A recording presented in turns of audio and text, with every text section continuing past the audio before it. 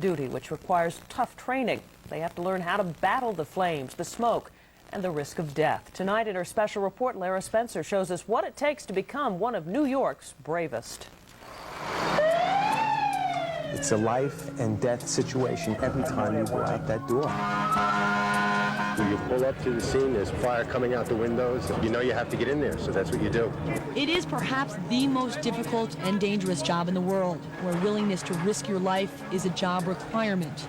So how do they do it? How do they get beyond the fear and decide to become one of New York's bravest? It starts here at New York City's Fire Academy on Randall's Island. 3 classes of 200 potential firefighters go through the military-style training each year.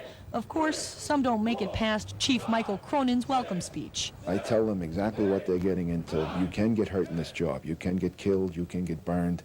And we lose several people after my talk. Those who do survive, though, are pushed to the limit, both mentally and physically, for the next 13 weeks. Dig!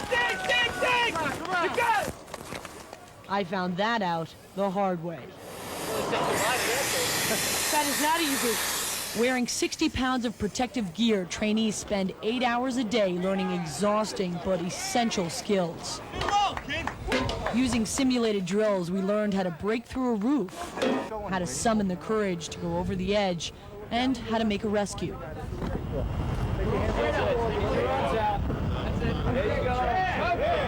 Stop! Okay, you're gonna put your arms around me, and you're gonna put your legs around my waist. Down, down.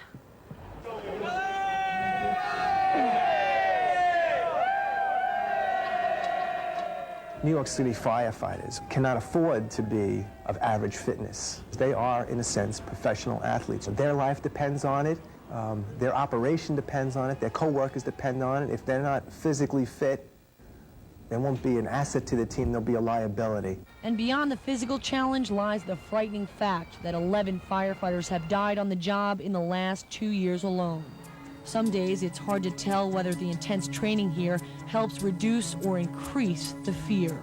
Every area of firefighting is covered in the training, but no class in the world can prepare the men for the gravity of the real thing. I don't know what it's like yet.